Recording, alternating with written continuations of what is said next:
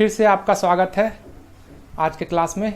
आज जो हिस्ट्री का पार्ट बच गया था, आज मैं उसे पूरा कंप्लीट करूंगा।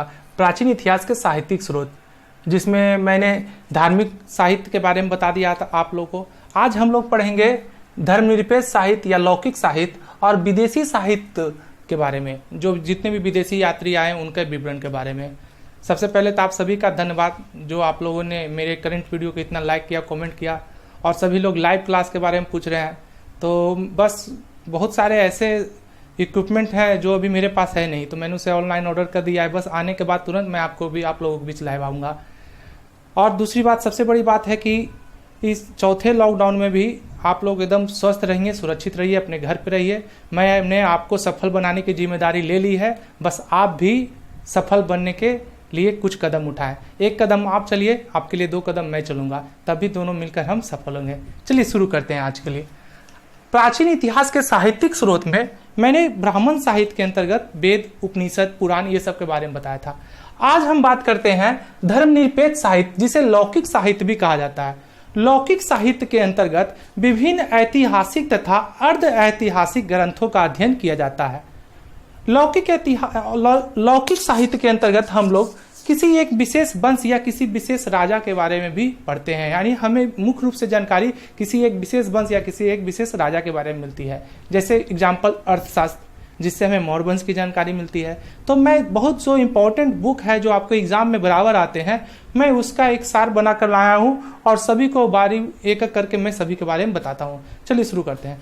सबसे पहले अर्थशास्त्र, जिससे एग्जाम में बराबर प्रश्न आते हैं। अर्थशास्त्र की रचना विष्णुगुप्त ने की थी, जिनका अन्य नाम चाणक्य और कौटिल्य भी मिलता है। विष्णुगुप्त को चाणक्य और कौटिल्य भी कहा जाता है। ऐसे तो सभी लोग चाणक्य के नाम से जानते रहे। एक किताब का नाम क्या है? अर्थशास्त्र।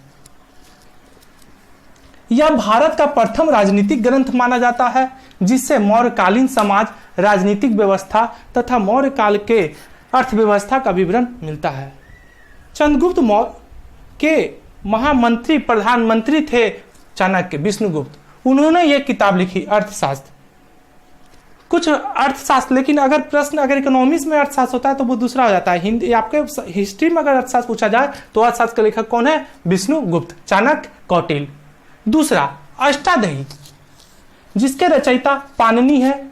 यह संस्कृत व्याकरण का प्रसिद्ध ग्रंथ है। अष्टाध्यायी है जो, वो संस्कृत व्याकरण का प्रसिद्ध ग्रंथ है। ये बहुत बराबर पूछा जाता है कि संस्कृत व्याकरण का प्रसिद्ध ग्रंथ अष्टाध्यायी के लेखक कौन है? पाणिनि। अब बात करते हैं महाभाष्य, जिसके लेखक पतंजलि हैं। पतंजलि शुंग वंश के संस्थापक पुष्यमित्र शुंग के पुरोहित थे।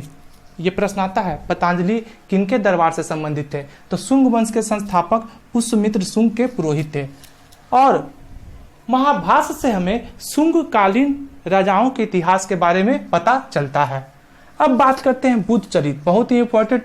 बौद्ध ग्रंथ में भी इस बुक की चर्चा हम किए थे, इसमें भी कर रहे हैं। बुद्ध चरित्र, जिसके रचयिता है अश्वघोष, और बुद्ध चरित्र को बौद्धों का रामायण कहा जाता है। ये इंपॉर्टेंट प्रश्न बार बार एग्जाम में पूछा जा चुका है। बौद्धों का रामायण किस ग्रंथ को कहा जाता है? तो बुद्ध चरित्र, रिटन बाय अश्वघोष।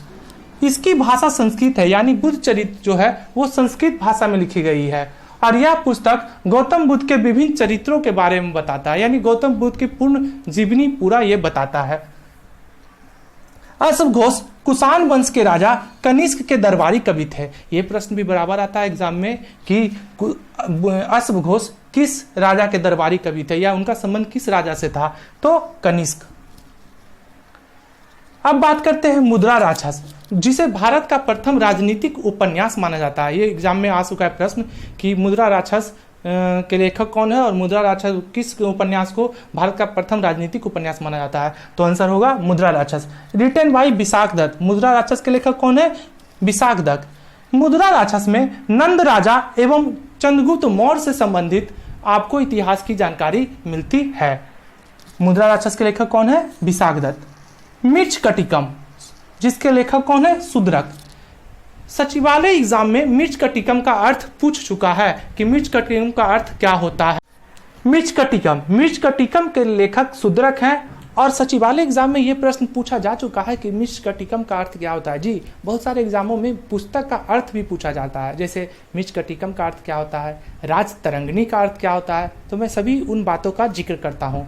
मृच्छकटिकम का अर्थ होता है मिट्टी का खिलौना या मिट्टी का गाड़ी, मिट्टी का खिलौना या मिट्टी का गाड़ी।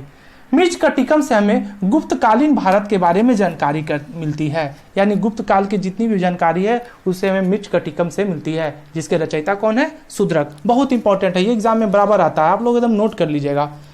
आप जब भी वीडियो मेरा देख रहे हैं तो मैं आपसे गुजारिश करता हूँ कि आप एक पेन और एक पेज या कॉपी लेकर बैठे। मुझे पता है कि आप लोग सभी लोग पढ़े होंगे और जान रहे होंगे, लेकिन कभी कभी होता है कि कुछ पॉइंट मैं आपको नया बताता हूँ तो आप तुरंत उसे नोट करें, क्योंकि वीडियो देख लिए फिर उसे वापस छोड़ दिए तो आप फिर भुला जाएगा। इसलिए जितना मेहनत मैं आपके लिए कर रहा हूँ आप भी अपने लिए मेहनत कीजिए, मेरे लिए नहीं, अपने लिए। हाँ, मैं आप ही को बोल रहा हूँ, सिर्फ आप ही को। चलिए अब बात करते हैं रत्नावली, प्रियदर्शिका और नागानंद।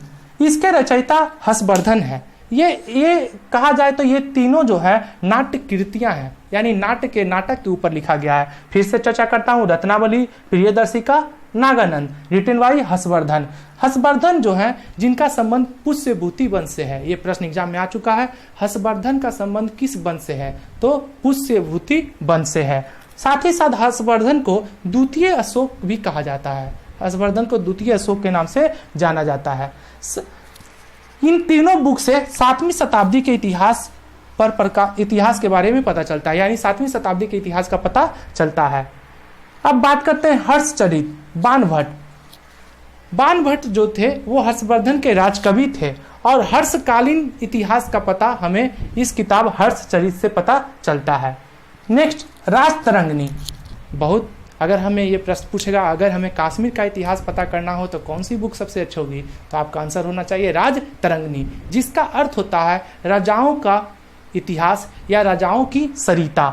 राजतरंगिणी का अर्थ क्या होता है, राजाओं का इतिहास, राजाओं की नदी, राजाओं की सरिता।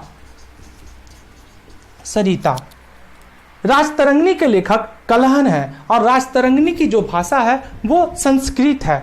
इससे हमें कश्मीर का इतिहास का पता चलता है। कुछ बुक बोलते हैं कि 12वीं सदी तक अगर कश्मीर का इतिहास जानना हो तो सबसे अच्छी बुक कौन है, राजतरंगिणी। नेक्स्ट, बृहत कथा मंजरी।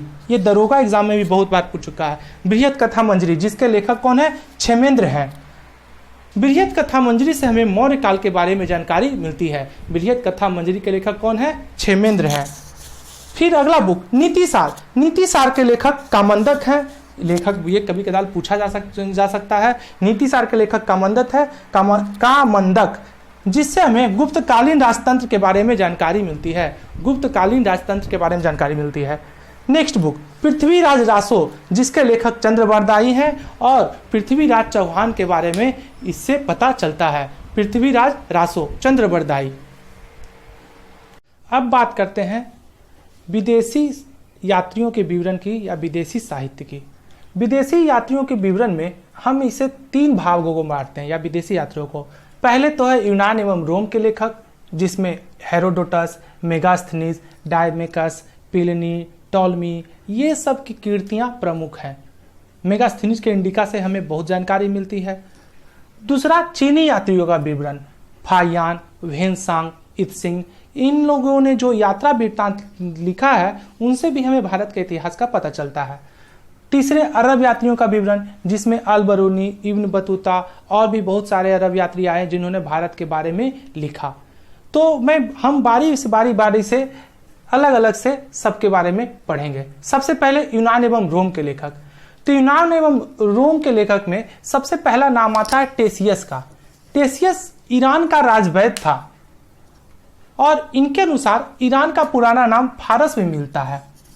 टेसियस के वर्णन में भारत के बारे में अधिकांश जो कहानियां लिखी गई है वो काल्पनिक है, जिसे मानना असंभव सा लगता है। लेकिन ये प्रश्न आते हैं टेसियस कौन था, तो यह एक ईरान का राजवैद्य था। अब बात करते हैं हेरोडोटस। मैंने शुरू में ये बताया था, हेरोडोटस को इतिहास का पिता कहा जाता है।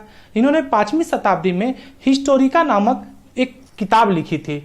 इस किताब में भारत फारस संबंध, अभी मैंने बताया था फारस का पुराना नाम क्या है, ईरान, भारत फारस के संबंधों का वर्णन भी किया है। तीसरा सबसे important, Megasthenes. Megasthenes Seleucus Nicator के राजदूत थे जिन्होंने इंडिका की रचना की। यह प्रश्न बराबर आता है, इंडिका की रचना किसने की? मेगास्थनीज ने। इंडिका में मौर्यकालीन समाज एवं संस्कृति का उल्लेख मिलता है, यानी उस समय मौर्य काल में समाज कैसी थी, वहां की संस्कृति कैसी थी, ये सब सारी बातों का पता हमें इंडिका से चलता है। कहा जाता है कि मेगास्थनीज चंद्रगुप्त मौर्य के दरबार में 14 वर्ष तक रहे और भारत आने वाला अगर प्रथम राजदूत पूछा जाए तो भारत आने वाले प्रथम राजदूत मेगास्थनीज थे। अब बात करते हैं डायमिकस। देखिए एग्जाम में जब प्रश्न आते हैं मेगास्थनीज, डायमिकस, डायनोसियस तो बहुत कंफ्यूजन होता है। आप एकदम इसको अच्छे से समझिएगा। मेगास्थनीज किसके दरबार में आया था, डायमिकस किसके दरबार में आया था, डायनोसियस किसके दरबार में आया था, क्योंकि इससे जब भी प्रश्न आते हैं तो सेट में, एग्जाम में, तो हम लोग का दिमाग घूम जाता है, इसलिए इसको फिर से समझना है, अच्छे से समझना है। डायमेकस सीरियाई नरेश एंटिओकस का राजदूत था जो बिंदुसार के दरबार में आया था। डायमेकस सीरियाई नरेश एंटिओकस का राजदूत था, जबकि डायनोसियस जो था वह मिस्र नरेश टॉलमी फिलाडेल्फस का राजदूत था जो बिंदुसार के दरबार में आया था। लेकिन कुछ बुक में हमें अशोक भी मिलता है, कुछ किताबें ये भी बताती है कि अशोक के दरबार में आया था, क्योंकि कुछ किताबें ये भी बोलती है कि आया था ये बिंदुसार के दरबार में, लेकिन कुछ दिन अशोक के दरबार में रहा, इसलिए इसे अशोक के दरबार में कहा जाता है। लेकिन बहुत सारे जितने भी ऑथेंटिक बुक हैं ये बताते हैं कि जी नहीं, डायनोसियस तो बिंदुसार के ही दरबार में आया था। कहा जाता है बिंदुसार ने 3 चीजें की मांग की थी, एक सूखी अंजीर, एक दार्शनिक और एक और कुछ था। तो लेकिन 2 चीजें तो भेजा दी गई, लेकिन दार्शनिक नहीं भेजा गया, क्योंकि उनके अनुसार, रोमन के अनुसार बोला जाता है कि ये विद्वान का क्रय विक्रय नहीं होता है, तो इस कारण उन्होंने नहीं भेजाया था। अब बात करते हैं प्लिनी। प्लिनी है जो पहली सदी में नेचुरल हिस्टोरी नामक एक पुस्तक लिखी, जिसमें हमें भारत के पेड़ पौधों, पशु एवं खनिज के बारे में जानकारी मिलती है। प्लिनी जिन्होंने किस बुक का नाम लिखा? Natural history. उसके बाद बात करते हैं टॉलमी। टॉलमी ज्योग्राफी नामक पुस्तक के लेखक है। यह प्रश्न आता है, ज्योग्राफी नामक पुस्तक के लेखक कौन है? टॉलमी। और प्लिनी ने कौन सी बुक लिखी? Natural history. ये दोनों में बराबर कंफ्यूजन हो जाता है, इसलिए आप इसको एकदम अच्छे से गांठ बांध लीजिए। नेचुरल हिस्ट्री के लेखक प्लिनी और जबकि ज्योग्राफी के लेखक टॉलमी। एक पुस्तक और भी मिलती है, पेरिप्लस ऑफ द इरेथियन सी, जिसका कोई लेखक अज्ञात मिलता है, यानी जिसका कोई लेखक नहीं मिलता है। इसमें भी भारत के भूगोल एवं व्यापारिक वस्तुओं के बारे में जानकारी मिलती है। यूनानियों ने पाटलिपुत्रा को पालिम्ब्रोथा कहा है, जबकि कुछ यूनानी लेखकों ने चंद्रगुप्त मौर्य को एंडोकोटस भी कहकर पुकारा है।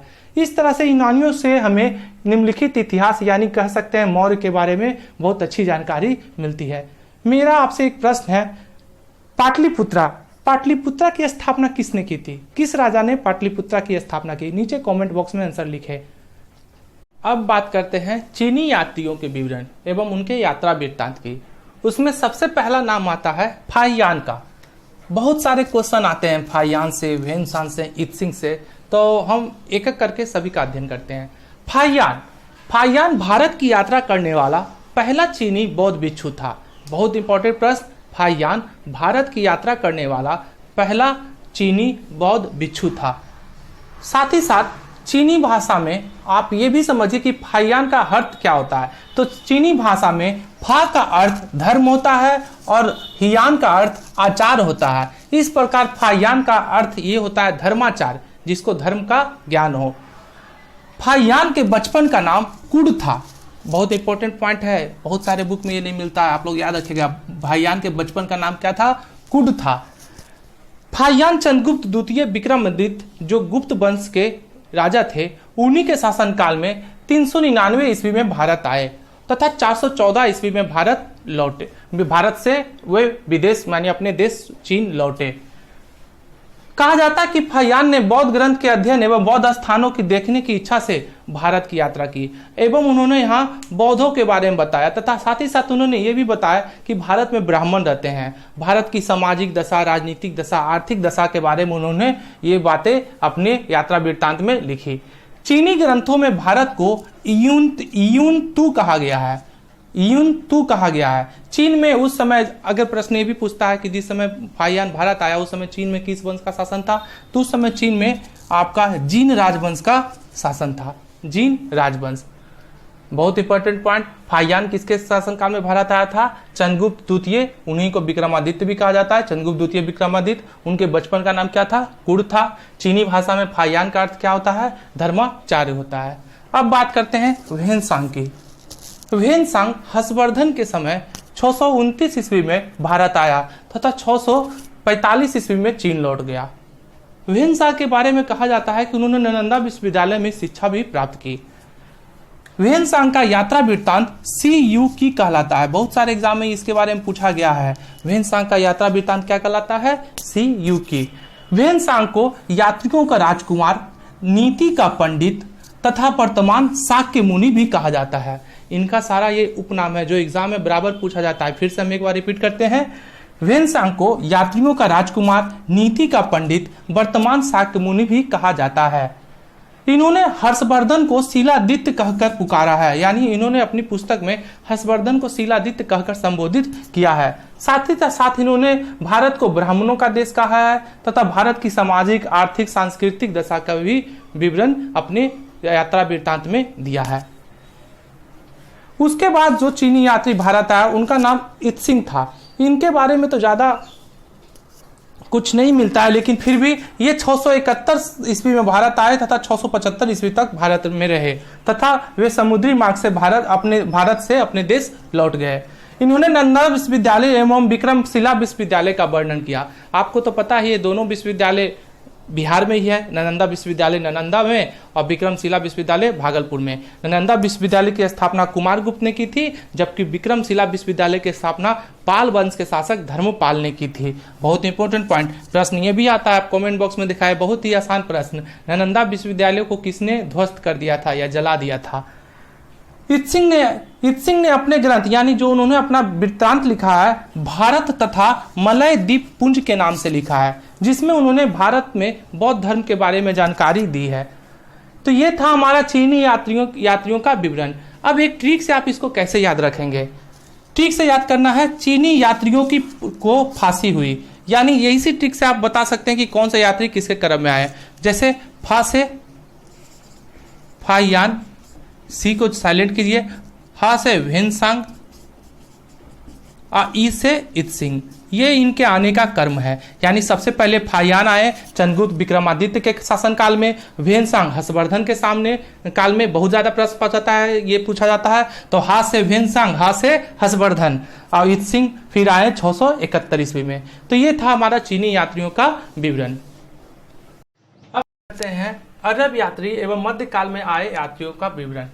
मध्यकालीन इतिहास के जानने के हमारे पास बहुत स्रोत हैं। अरब यात्रियों का विवरण, बहुत सारे यात्रियों का आए, उन्होंने अपना यात्रा वृत्तांत दिया, उनका विवरण। साथ ही साथ बहुत सारी पुस्तकें, जैसे मुगल काल में बाबर द्वारा लिखी गई तुजुक बाबरी, आईने अकबरी, और भी बहुत सारे गुलबदन बेगम द्वारा लिखी गई हुमायूं नामा। तो इन सब उसके बाद अगर हम स्थापत्य कला की बात करें तो लाल किला, हड़ाई दिन का झोपड़ा, यानी दिल्ली सल्तनत में बहुत सारे ऐसे इमारत बने जिससे हमें उनके इतिहास का पता चलता है। मुगल काल में भी बहुत सारे ऐसे स्थापत्य बने जिनसे हमें उनके इतिहास का पता चलता है। तो अब हम बात करते हैं बहुत सारे विदेशी यात्री जो मध्यकाल में भारत आए, जो मध्यकालीन इतिहास के बारे में हमें बताया, उनके बारे में। सबसे पहले अल बरूनी जो थे वो 11वीं सदी में मोहम्मद गजनबी के साथ भारत आए थे। ये बहुत प्रश्न पूछा गया है बार बार कि अल बरूनी किसके साथ भारत आया था? तो मोहम्मद गजनबी के साथ भारत आया था। अरबी में लिखी गई इनकी पुस्तक तहकीके हिंद, जिन्हें किताबुल हिंद भी कहा जाता है। हिंदी में अगर बोला जाए तो भारत की खोज सबसे महत्वपूर्ण है। ये प्रश्न आता है तहकीके हिंद, किताबुल हिंद या भारत की खोज पुस्तक के लेखक कौन है? तो अल बरूनी। सर्वप्रथम 1888 में एडवर्ड साची ने तहकीके हिंद का अनुवाद अंग्रेजी भाषा में किया। बहुत इंपॉर्टेंट पॉइंट, तहकीके हिंद का अंग्रेजी भाषा में अनुवाद किसने किया? एडवर्ड साची ने 1888 में। इस पुस्तक में इन्होंने भारत के धर्म, दर्शन, त्योहार, खगोल विज्ञान, रीति रिवाज, साथ ही साथ सामाजिक जीवन पर विस्तृत चर्चा की है। नेक्स्ट बात करते हैं इब्न बतूता मोरक्को अफ्रीका से 1333 ईस्वी में भारत आए थे।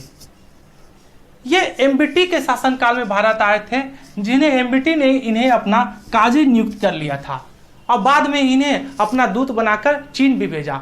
बहुत इंपॉर्टेंट प्रश्न आता है, इब्न बतूता किसके दरबार में थे? MBT यानी मोहम्मद बिन तुगलक, जिन्हें पगला राजा या मुद्राओं का राजकुमार भी कहा जाता है। मैंने पिछले वीडियो में बताया था किस इतिहासकार ने MBT को मुद्राओं का राजकुमार कहा है। आप आंसर नीचे कमेंट बॉक्स में दीजिएगा। तो ये प्रकृति प्रेमी थे जिन्होंने अपने यात्रा वृत्तांत में पशु पक्षी तथा वनस्पति का भी बहुत अच्छा वर्णन किया है। इनका यात्रा वृत्तांत रेहला है। इनका यात्रा वृत्तांत का नाम क्या है? रेहला। कुछ कुछ रोहला भी लिखते हैं। अब बात करते हैं Marco Polo. Marco Polo Venice का निवासी था जो 13वीं शताब्दी में भारत आया। इन्होंने दक्षिण भारत के पांड्य साम्राज्य के बारे में बहुत सारी बातें लिखी है। साथ ही साथ मार्को पोलो के बारे में सबसे इंपॉर्टेंट पॉइंट, मार्को पोलो को मध्यकालीन यात्रियों का राजकुमार कहा जाता है। मैंने अभी ह्वेनसांग में पढ़ा था, यात्रियों का राजकुमार किसे कहा जाता है? तो ह्वेनसांग को। लेकिन अगर प्रश्न पूछा जाए मध्यकालीन यात्रियों का राजकुमार किसे कहा जाता है, तो मार्को पोलो। अब बात करते हैं अब्दुल रज्जाक। अब्दुल रज्जाक 1442-43 ईस्वी में देवराय द्वितीय के शासनकाल में आया था। इन्होंने विजयनगर साम्राज्य के बारे में बहुत अच्छी अच्छी बातें बताई है। उसके बाद निकोलो डी कॉन्टी, बहुत प्रश्न कभी कदार आया है, ये एग्जाम में आता है। निकोलो डी कॉन्टी और डोमिंगो पायस के बारे में। निकोलो डी कॉन्टी इटली का निवासी था जो 1420-21 में देवराय प्रथम के शासनकाल में ही आया था और इन्होंने भी विजयनगर साम्राज्य के बारे में विस्तृत चर्चा की है। अब बात करते हैं डोमिंगो पायस। डोमिंगो पायस एक पुर्तगाली यात्री था। बहुत इंपॉर्टेंट पॉइंट, डोमिंगो पायस एक पुर्तगाली यात्री था जो कृष्णदेव राय के शासनकाल में भारत आया था। ये प्रश्न पूछा जाता है कृष्णदेव राय का संबंध किस वंश से है? तो कृष्णदेव राय का संबंध तुलु वंश से है। साथ ही साथ उन्होंने आंध्र भोज की भी उपाधि धारण की थी। कृष्णदेव राय के बारे में बाबर अपने तुजुके बाबरी में लिखते हैं कि उस समय इनके जैसा शक्तिशाली राजा दक्षिण भारत में कोई नहीं था। तो ये थे हमारे अरबी यात्रियों व मध्यकाल में आए यात्रियों का विवरण।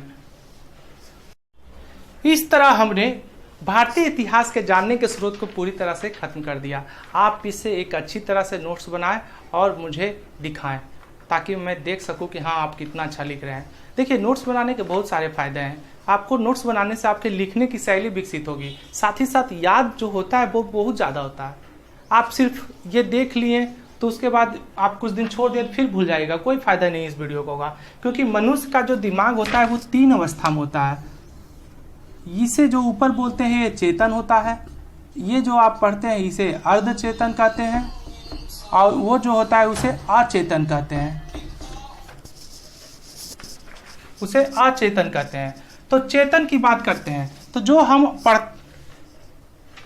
हम पढ़ते हैं वो तुरंत हमारे चेतन में रहता है। उसके बाद हम उसे अगर कुछ दिन छोड़ दिए तो वो कहाँ चला जाता है? अर्ध चेतन में। जो हम बोलते हैं कि सर अभी पता था लेकिन हम भूल गए, तक नहीं एक पेट में मारिया कि तुरंत मुंह से निकल जाए, तो वो क्या हुआ? अर्ध चेतन। और अगर हम उसे पूरी तरह पढ़ना छोड़ दिए तो वो कहाँ चला गया? अचेतन में। इसलिए आप लोग एकदम पढ़ते रहिए और सारे क्वेश्चन को चेतन में रखिए, ना कि वो अर्ध चेतन में चला जाए। चलिए अब आज का सवाल। पहला सवाल, प्राकृत भाषा में लिखी पुस्तक गाथा सप्तशती के लेखक कौन है? प्राकृत भाषा में लिखी पुस्तक गाथा सप्तशती के लेखक कौन है? दूसरा प्रश्न, Akhil Bharatiya trade union federation की स्थापना किसने की थी? Akhil Bharatiya trade union federation की स्थापना किसने की थी? तीसरा प्रश्न, सहरिया जनजाति कहाँ पाई जाती है? सहरिया जनजाति मुख्यतः भारत के किस राज्य में पाई जाती है? चौथा प्रश्न, भारत में सुनामी वार्निंग सेंटर कहाँ स्थित है? भारत में सुनामी वार्निंग सेंटर कहाँ स्थित है? पांचवा प्रश्न, बार कोडिंग में कितने अक्षर होते हैं? बार कोडिंग में कितने अक्षर होते हैं? छठा प्रश्न, मृत्यु दंड की पुष्टि के लिए उच्च न्यायालय के कम से कम कितने न्यायाधीशों का हस्ताक्षर होना जरूरी है? बहुत इंपॉर्टेंट प्रश्न। मृत्यु दंड की पुष्टि के लिए उच्च न्यायालय के कम से कम कितने न्यायाधीशों का हस्ताक्षर होना जरूरी है? अगला प्रश्न, कौन सी जनजाति दीपावली को शोक के रूप में मनाती है? कौन सी जनजाति दीपावली को शोक के रूप में मनाती है? अगला प्रश्न, कौन सा मौलिक अधिकार सिर्फ भारतीय नागरिकों को प्राप्त है? कौन सा मौलिक अधिकार सिर्फ भारतीय नागरिकों को प्राप्त है? यह प्रश्न दरोगा में भी पूछ चुका है। नौवां, चमकी बुखार जिसे AES के नाम से जाना जाता है। चमकी बुखार जिसे AES के नाम से जाना जाता है, इसका फुल फॉर्म क्या होगा? 10वां, ग्रीन हाउस गैस की संकल्पना किसने की? ग्रीन हाउस गैस की संकल्पना किसने की? तो ये थे हमारे आज के प्रश्न। आप आंसर दीजिए, उसके बाद फिर नेक्स्ट कमेंट में हम इसे बताएंगे। अगर आपको वीडियो अच्छा लगता है तो मेरा उत्साह बढ़ाइए, लाइक कीजिए, सब्सक्राइब कीजिए और शेयर कीजिए, ताकि ये जिनको ज़रूरत हो उनके पास ये जा सके।